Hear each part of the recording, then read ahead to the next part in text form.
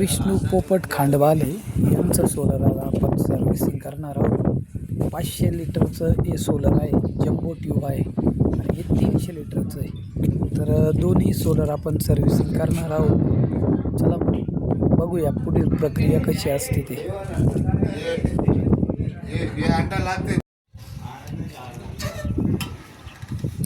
बघू शकता मित्रांनो, एवढं मोठं सोलर आहे। अभी नहीं क्या?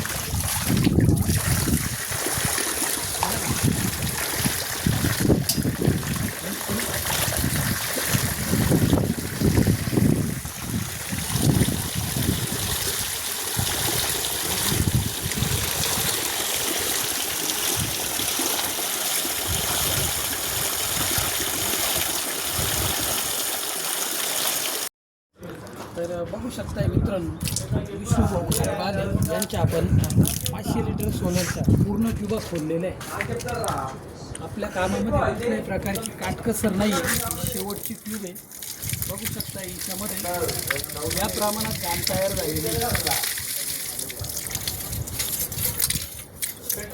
या प्रमाणात घाण जर असेल तर निश्चितच हिवाळ्यात आणि पावसाळ्यात पाणी तापत नाही।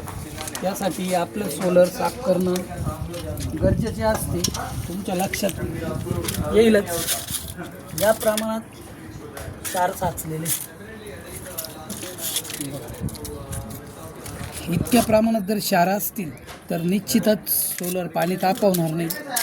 त्यासाठी सोलरमधले जर क्षार जर काढले तर कमी वेळात लवकरात लवकर आपल्या सोलरचं पाणी तापेल।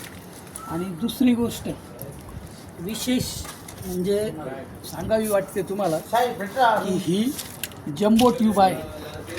तुम्ही बघू शकताय माझ्या हातामध्ये जी ट्यूब आहे ती सर्वात जम्बो ट्यूब आहे। यापूर्वी यायच्या या पद्धतीच्या ट्यूबा, आता या ट्यूबा बंद झालेल्या आहे। बघू शकताय तुम्ही, हातसुद्धा माझा कमी पडतोय, या प्रमाणात ही ट्यूब आहे। तर आपण कामामध्ये कोणत्याही प्रकारे काटकसर न करता सोलरच्या सर्व ट्यूब खोललेल्या आहे। खोललेल्या ट्यूब आपण या साईडला ठेवल्या आहे।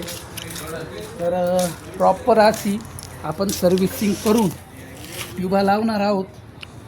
तरी ज्यांना कोणाला आपले सोलर साफ करायचे असतील त्यांनी संपर्क साधा। तसेच नवीन सोलर घ्यायचा असेल त्यांनी देखील संपर्क साधा। बघू शकताय तुम्ही, आपल्या रेड रेन कंपनीचेच सोलर आहे। हे 300 लिटरचं आहे आणि हे 500 लिटरचं आहे। पूर्वी विष्णूभाऊ खांडवाले यांना आपणच सोलर बसवलेलं होतं। त्यांचं पाणी तापत नसल्या कारणाने त्यांनी आपल्यासोबत संपर्क साधला। तर बघितला असता या प्रमाणात 500 लिटरच्या सोलरमध्ये क्षार साचले होते आणि जे काही 300 लिटरमध्ये होते ते मागच्या साईडला तुम्ही बघितलेच। धन्यवाद। या पद्धतीने विष्णूभाऊ खांडवाले यांचं सोलर सर्व्हिसिंग करून सर्व ट्यूब आपण लावून दिलेलं आहे। बघू शकताय कोणतीच ट्यूब फुटलेली नाही आहे अथवा ब्रेक नाही आहे। हे 500 लिटरचं सोलर आहे, त्याचबरोबर 300 लिटरचं देखील बघू शकताय तुम्ही, कुठल्याच प्रकारची ट्यूब फुटलेली नाही आहे किंवा ब्रेक नाही आहे।